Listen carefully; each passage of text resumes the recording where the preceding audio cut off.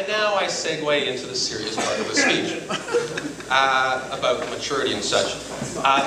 In all seriousness, one of the great joys of being a 42-year-old old boy is that I'm now old enough to have children of my own.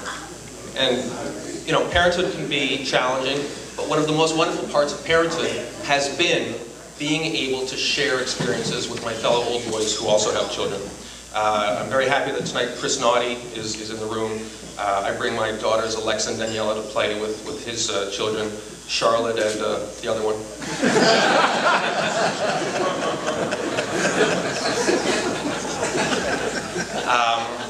Bobby Lenny is here tonight. Bobby, I've never met your kids, but I read about their exploits on Facebook. Apparently they're always winning basketball and football championships. Apparently they're great athletes. I wonder where they got that from.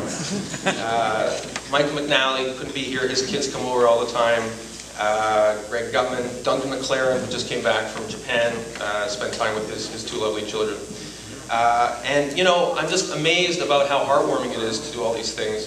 And I'm also amazed at all the accomplishments people in my class have done. You know, it's too bad Kai McCall isn't here. He's a world-class artist. Talat Chugtai, who was a guy in our class. It's a shame he couldn't be here tonight. He is probably the guy who I'm most proud to call a fellow old boy in my class. He's become a world-renowned surgeon. And in a couple of years ago, I think it was 2005, the Pakistan earthquake, he actually picked up and went to Pakistan for 6 weeks and saved lives in a remote Pakistani hospital, earthquake victims. And then he came back to Canada and wrote a touching account of it for my newspaper, the National Post. And when I read what the experiences he had, I just was amazed that someone who I had actually played sports with when I was 10 years old, he was a guy who was actually saving lives halfway around the world. And, you know, I realize I'm getting a little schmaltzy here talking about my friends, but the fact is that in the last 25 years, I've come to appreciate how precious these high school friendships have become.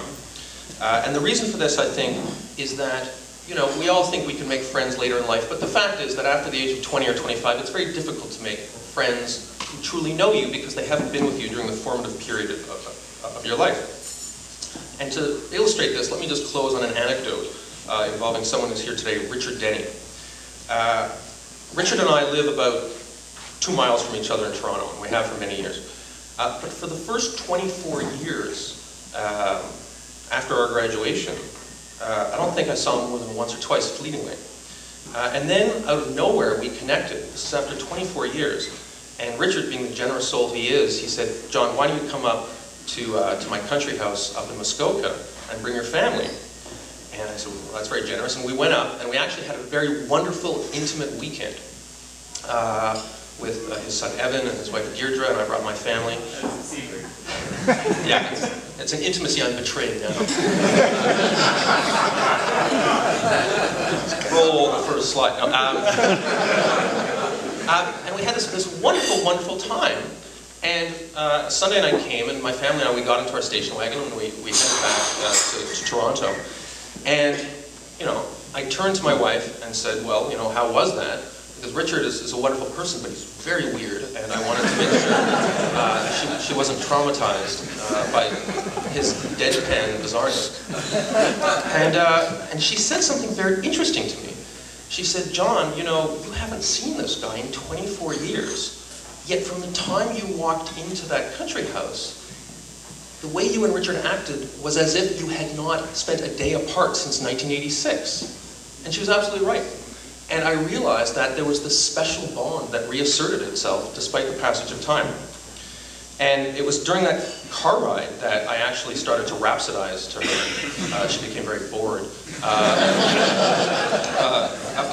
About all the wonderful experiences I had in high school. And of course, in particular, I went on at length about murder ball. And I don't know if the gladiatorial arena. I don't know if they still play it now. You know, it's probably a human rights violation now. I think they play it with a wiffle ball or something. Anyway, I started to go on and on about murder ball and how it was like the best part of my school. And then my wife interrupted me and she said, "What is this murder ball of which you speak?" And I said, "Well," I said, "you know, I assumed you played this at ECS." said to her, well, murder ball is basically when you take 12 gangly youth and you put them in an enclosed area, and then you take a tennis ball and you burn it so that all the fuzz is removed and it's basically a hard black sphere, and then you spend an hour throwing it at each other, trying to elicit the most welts from the other person's skin. Wikipedia! Yeah, it's all on the internet. And she paused a moment and she said, so basically what you're saying is that your best high school experience was more or less Lord of the Flies without the pig hunt. And I said, that's correct, and I loved every minute of it. Thank you very